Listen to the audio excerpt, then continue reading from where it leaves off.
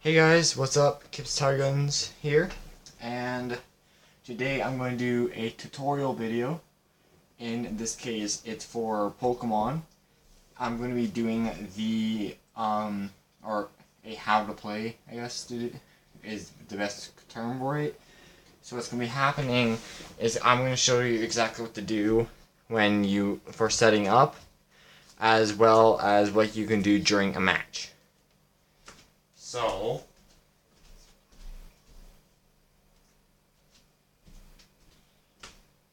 try and make this as clear as possible, guys. I'm going to move my camera a little bit more forward to more seeing space, I believe. Alright, cool. So, for this, you want at least a 60 card deck, which is what I have right here. And you're going to want a combination of items, supporters, stadiums, Pokemon, and energy. The items, supporters, and stadiums are all trainer cards. So, like, for a fact, let me see. Like this card right here. So this is called N. It's a trainer, and it has the word supporter on it. And supporters are pretty helpful later on the game, like when you're playing the game. So this will come in handy.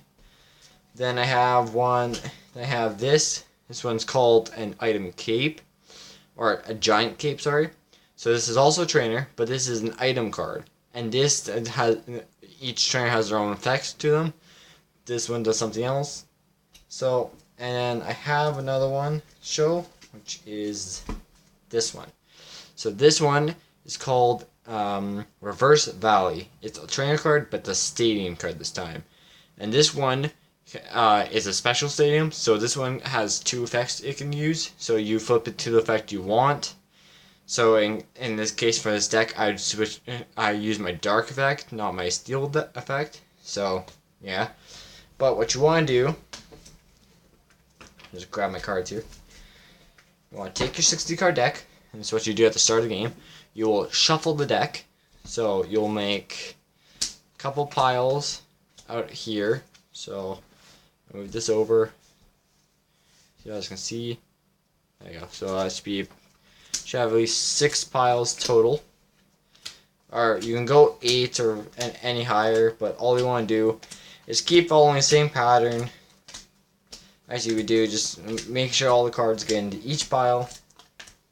Going on into each pile, just like make sure you're separating the cards properly, right? You want the cards fully mixed up. You want to make sure that there are no marked sleeves if you're using sleeves, and no marked cards if you're using them without the cards, or without the sleeves, sorry.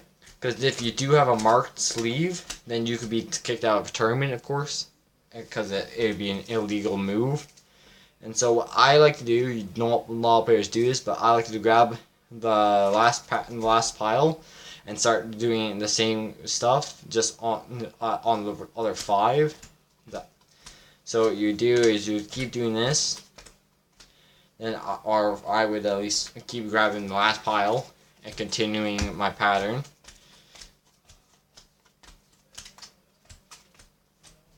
Alright, so we're now down to 3 piles. Let's continue my shuffling.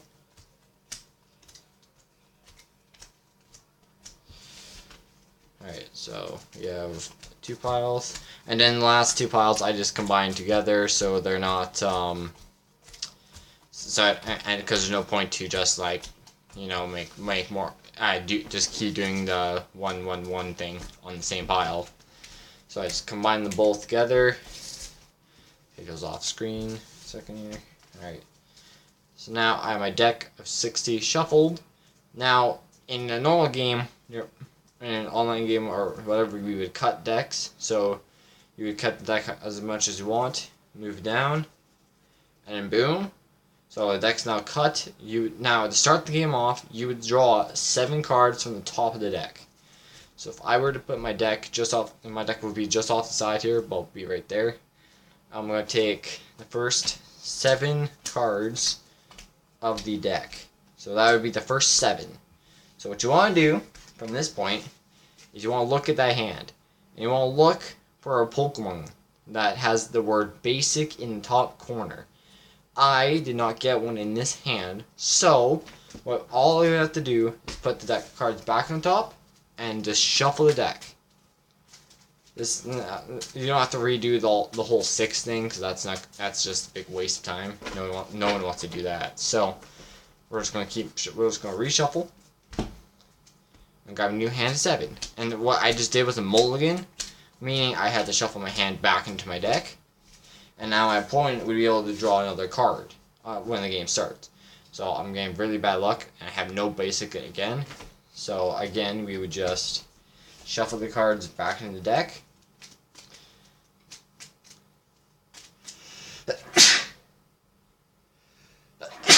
Sorry, guys.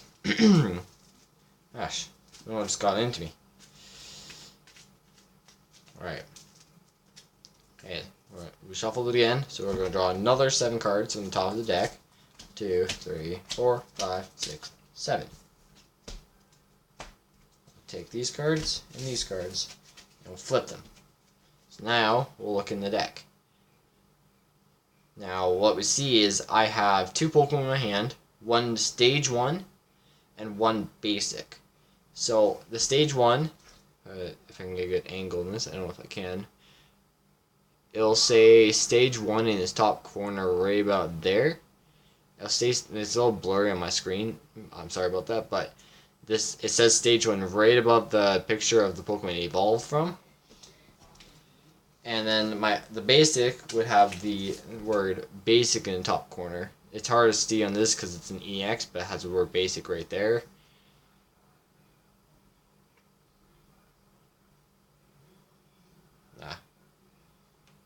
Yeah, it's too blurry. My bad, guys. But anyway, so now we're starting our hand with 2 energies, 3 trainer cards, and 2 Pokemon. At this point, we would select the Pokemon we want to start with, or if we only have one basic, we only place the 1 card down. You face it down, put it face down like that. Then you take another 6 cards from the top of your deck, so 3, 6. And you put them down as your prize cards off to the side, like this. I'll show that off. So, like that, you'd want to put them just like that, just off to the side, though. Just, those will come in. I'll talk about those in a little bit. Now we'll go back to this part. Okay, so now, your cards are face down, you will take a dice and you'll roll. Or if you have coins, you'd use those instead. But you'd call, so evens are heads and odds are tails if you're using dice, and then heads or tails for a coin, right? So depending on who goes first, doesn't matter. You both flip at the start of the game, and let's say I'm going first, right?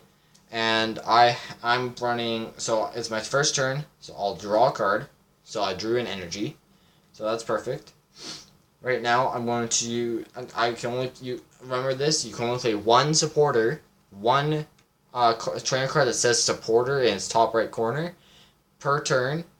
So I'm gonna play this one, which is called. I actually don't know how to say this guy's name, but anyway, what it reads is it allows me to discard 2 cards, two cards from my hand, and if I do, I can draw 4 cards from my deck. So I'm going to discard my 1 Pokemon and 1 energy from my hand to draw 4 new cards. So we drew 3 energies and another supporter. That supporter won't be able to use. This will go to my discard pile now. And if you don't know how to set that up, you'd have your deck like this, and your discard pile like that. So your deck and your discard pile. Your discard pile will always be below the deck.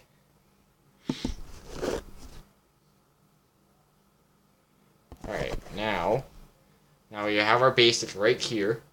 Right? So we have the basic right here, right? Now, since it's our turn, we can place 1 energy per turn. So we're going to place that down. And you can play as many of item cards as you want per turn, But since I'm doing this as a tutorial, I won't be using this item card in particular because I had no one I'm versing, I should say. And this would be pretty useless if I wasn't versing anyone, so I won't use it. But after that, since it's my first turn, I'm not allowed to attack at all, so I have to pass. So I'll pass. My opponent will go. Let's say he took about 4 minutes to make his moves and stuff. Then it'd be my turn again. So I would draw another card. I can place another energy this turn. So I'll place an energy right now. I can play one item. I'm going to play this one item this turn. This gives 20 more damage to my dark type Pokemon. Then I'm going to play a card called a supporter card called Lily. So what this does, it allows me to draw cards until I have 6 in my hand, unless it's my first turn, and then I can draw until I have 8 in my hand. So I have 5 in my hand right now, so I only have 1 card, and I drew my Rotom deck. So this allows me to count my prize cards and shuffle them into my deck, and then I can draw the same amount of cards and put them face down. So I'm actually going to use that. So I have 6 prize cards still. So what I'm going to do is I'm going to shuffle all 6 of them back into my deck and draw new 6 cards. Alright, so there's my 6. 1, 2, 3. 1, 2, 3. There's a 6. Those down. And we'll just put them in the exact same order we just had them. And then, since my second turn, I can attack this turn. So what this guy does is I have a move called Evo Ball. When Evo Ball is used, every energy attached to my Pokemon and my opponent's Pokemon, I do 20 more damage for each. And since he does 20 plus already, so he already does 20 damage, he would do 20, 40, 60, 80, plus whatever energy my opponent has on it. So let's say my opponent has 2 energies on him right now. So I would do 20, 40, 60, 80, 100, 120. Because of his energies. His or her energy, sorry. So that would do instant 120, right? So how you would indicate that is you would use damage dice or damage counters.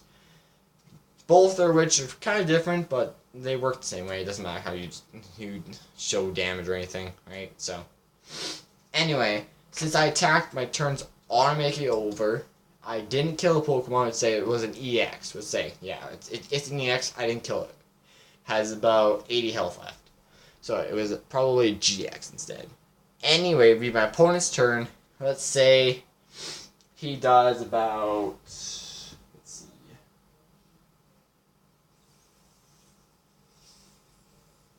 110 damage. Let's say he does 110 damage. So I'd be surviving with 100.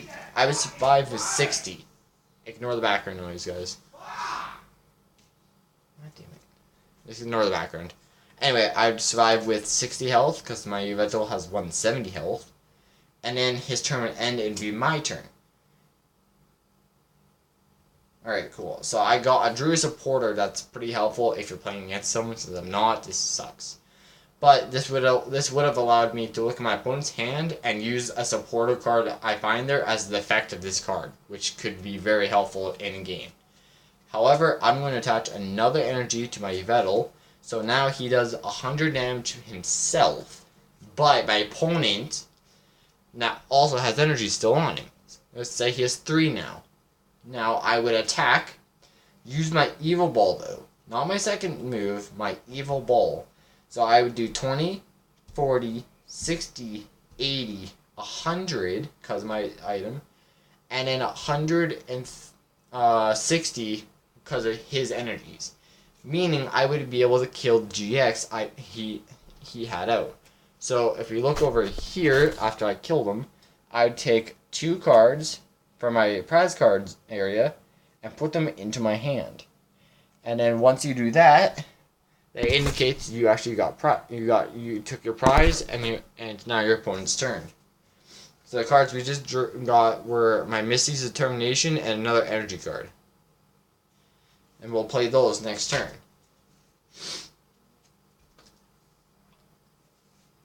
So in a simple game of Pokemon, for the cards at least, you would every turn you would draw a card from your deck every turn, and then every time you knock out a Pokemon, you will take a prize card.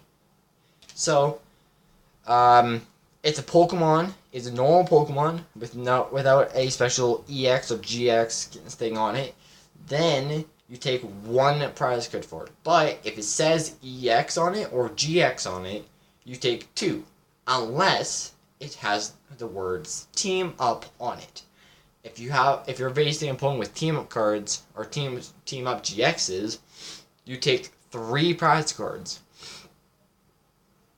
And it goes for like Mega EXs too, so everything like that. But I actually haven't drawn my supporter yet, or a stadium yet, so I've got a stadium on the deck. So let's say I drew this stadium. So this stadium allows me to do 10. Allows my Dark Pokemon and Dragon Pokemon to do 10 more damage. So if I had this out with my combo with him out, I would be able to do 170 damage if my opponent has those 3 energies on it still, right? Now, there's 3 different ways you could lose, or in this case, win. So if your opponent has no usable Pokemon in their deck, on their field, then you automatically win, because they have nothing to bring out for you, right? Another way you win is if you deck out your opponent, or your opponent decks out themselves. You automatically win because they have no cards to draw. And the final way is if you collect all of your prize cards that you have off to the side. If you collect them all, you automatically win. So those are the 3 ways to win, or in this case, lose if your opponent does the exact same things. And for bench Pokemon, let's say I had my Darkrai EX, my second Yveltal EX, which is right there, my Hoopa GX, and let's say I have my Carbink and Sandile out. So that would count as 5. So that would be 5 Pokemon on my bench. Let's just line this up right now. So I'll show you. So right now, we would have Darkrai, Yveltal, Hoopa,